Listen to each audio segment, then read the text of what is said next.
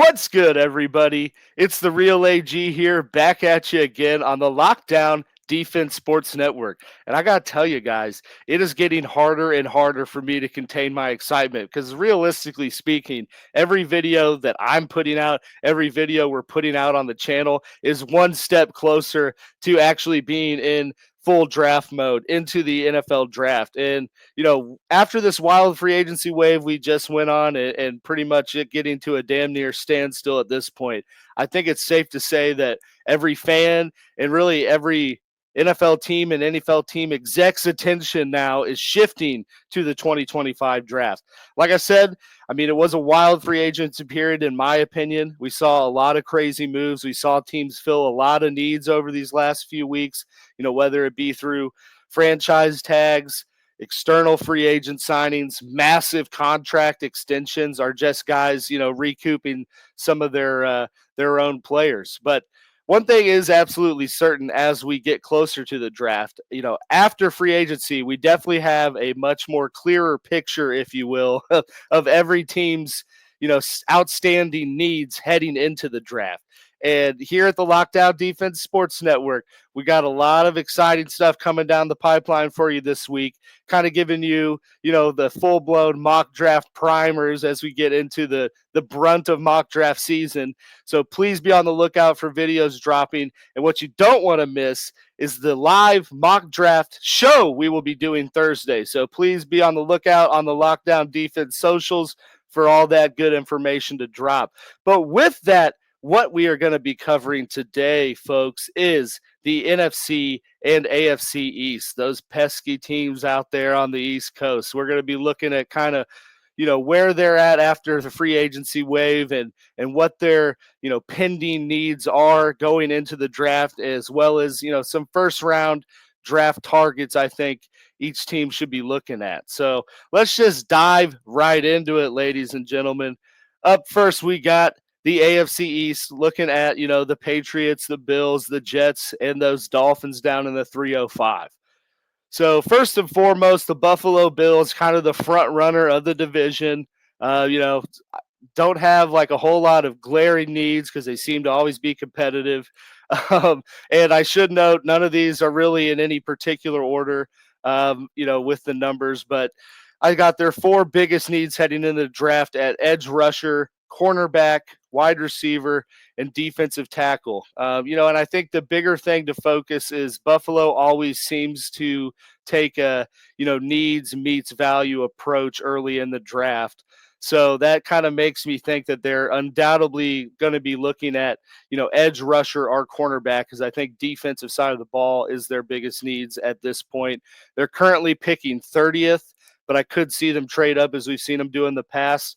Just some potential targets I think they look at in the first round. You got Donovan Ezerike, the edge rusher out of Boston College, Kenneth Grant, internal, one tech D tackle out of Michigan, and Azare Thomas, a lengthy cornerback, out of Florida State. Shifting over to the Dolphins, got their, biggest needs right now. Got to be cornerback, offensive guard, or really just offensive line, defensive line, and safety. With cornerback, they don't really have a clear starter outside of Jalen Ramsey or opposite of him. In terms of offensive line, they're waiting to see if Terry and Armstead's retiring, apparently. Made a good signing with James Daniels, but don't have really good supporting cast, in terms of the rest of the guards. Safety lost Holland. Defensive line, kind of waiting to see what Calais Campbell wants to do, but could also just use some depth behind some guys. So looking at where they're picking, currently picking 13th in the first round. Some guys I see them potentially targeting to fit these needs. You got Jahdae Barron, cornerback out of Texas, Kelvin Banks Jr., offensive tackle out of Texas, and Malachi Starks, the safety out of Georgia. And then moving down to the New England Patriots, after free agency, I think it's safe to say they knew they had to improve their defense. Definitely made that a focal point in free agency, spending nearly $250 million. That's right, $1 million to improve the defensive side of the ball. So really looking at the draft, I think that leaves using their early draft picks to build more talent around Drake May. That leaves you with clear need at left tackle. They signed Morgan Moses, but he's a right tackle, so still got that glaring hole on that side of the line. Definitely need to add some wide receivers because they do not have a clear-cut number one right now. Could always use more corners in the NFL, and the Patriots certainly really need that outside of Gonzalez. And, it is a deep running back class, and they really only have Ramondre Stevenson. So I find it hard to believe they're not going to at least think about adding more to that room during this draft. But, they are picking fourth right now, so they are pretty high up in the draft. I think, where they hit their needs more will be after first round because ultimately, like, they're going to probably just take best available. Potential targets I see them looking at. Obviously, Abdul Carter, if he falls down to them, I do not see Mike Vrabel passing that up. Otherwise, I really think that they go Travis Hunter and add a weapon at wide receiver and kind of the, Otani, if you will. That's what he wants to call himself. But, also meet your cornerback need to some degree. Or if for whatever reason those guys are gone or they just have a clear vision, I could really see him adding Will Campbell too, because I think that is a true clear-cut franchise left tackle that you're getting out of LSU. And then to finish things out for the AFC side, we got those damn New York Jets. Honestly, they got a lot of needs, just kind of the moves they've made, what they've moved on from, and cleaning house and bringing Aaron Glenn in. I think their biggest needs are really pass catchers, wide receiver, or tight end. I mean, they let Devontae go, and they're kind of still on the limb of what they're going to do with some other guys. So to be determined, but they definitely got needs there. Right tackle, huge need, kind of flip inverse of the Patriots.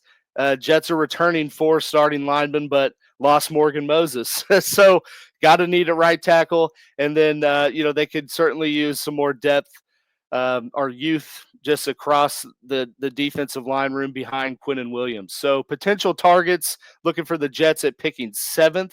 I got my man Armin Mimbu, right tackle out of Mizzou, baby. I could also see them potentially going Tyler Warren if, some players kind of go unexpectedly before them at 7.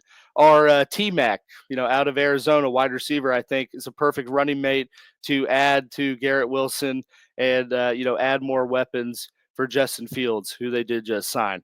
But that wraps up the AFC East, ladies and gentlemen. Now we got to switch over to their NFC counterpart down there. NFC East, looking at the Cowboys, the Eagles, the Giants, and the Commanders. So looking at the Commanders, first and foremost, they made significant moves during the free agency to improve their offense. Traded for Debo, traded for Tunsil, most notably. But I think, clearly still have some needs or positions to attack on the defensive side of the ball, early in this draft. I've identified, positions of need as cornerback, safety, edge rusher, and running back, with it, again, being a deep class. Currently, they are picking 29th right now. So potential targets I have noted for the Commanders in the first round. I got Mike Green, edge rusher out of Marshall. I think he has the traits to fit what Dan Quinn looks for. And being that low, he might be a victim of the board and be ripe for the picking.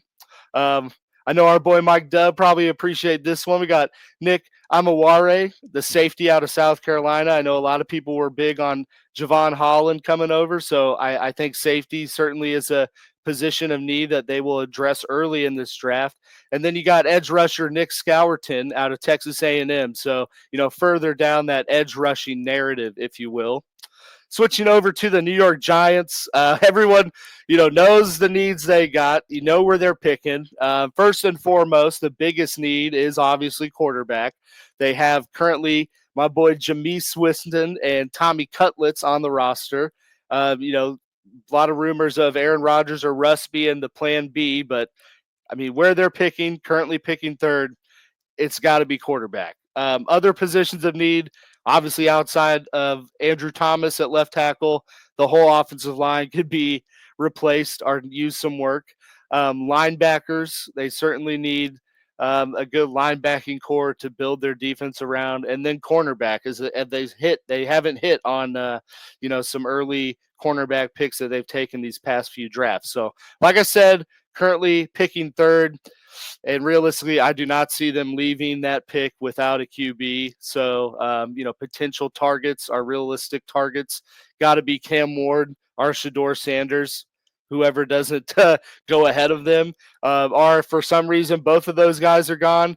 I see them kind of doing a New York Giants thing and just taking the best available and taking Travis Hunter. Just bringing in the best of both, and Travis, could be the wide receiver for Jameis's good throws and the corner for his bad throws. So it might be a perfect pick for them if that's the situation they're in. And then moving over to the Philadelphia Eagles, I'll give them their praise. The defending Super Bowl champ Philadelphia Eagles, in all reality, don't really have that many glaring needs. Like, they smashed the last few drafts. Are kind of just on this upward trajectory with all this youth on their roster that I don't see. I wouldn't be shocked if they traded out of the first round. But, I think biggest need is probably edge rusher. They did lose Josh Sweat.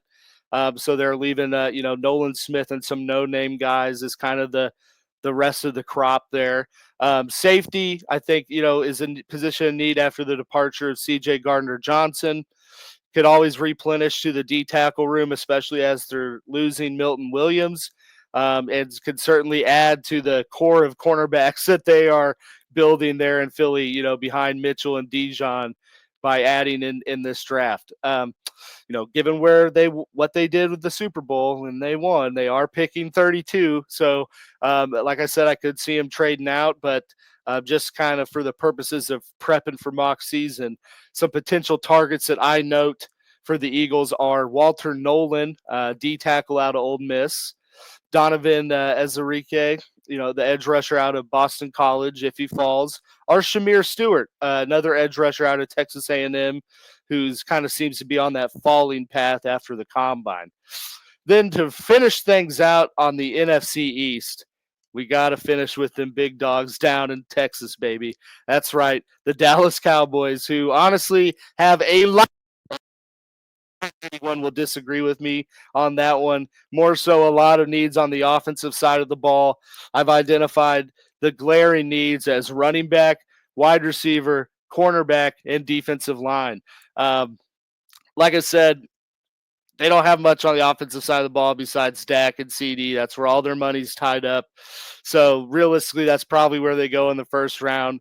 Looking at potential targets, they are picking 12th.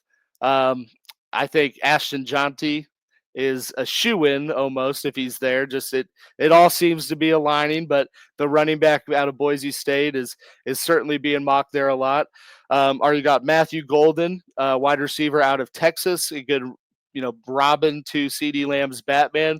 Or an intriguing one to me, I got Jalen Walker, the kind of edge rusher linebacker hybrid out of Georgia. And I say him because he's kind of a tweener guy that I could see fall, but he's almost like the perfect counterpart to what Michael Parsons brings. And it could be a replacement if they feel that that's, someone that they're going to move on from. So, just to kind of add a little defensive flavoring to their needs, that is a guy I think that they potentially look at depending how the board falls.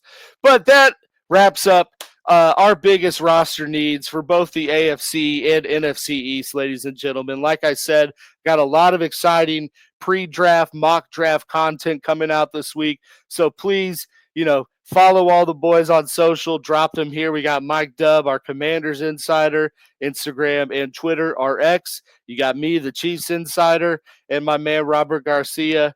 Just catch him on X, but he's our Chargers Insider. So please follow those boys to check out for their content. And like I said, please be on the lookout for the mock draft show coming out live this Thursday. And here's all the relevant socials for the Lockdown Defense Sports Network. So please be sure to subscribe to the channel, like the video if you're an AFC, NFC West sports fan out there and agree with what I'm saying, or comment if you think I'm just going down the totally wrong path. But until next time, ladies and gentlemen, see ya.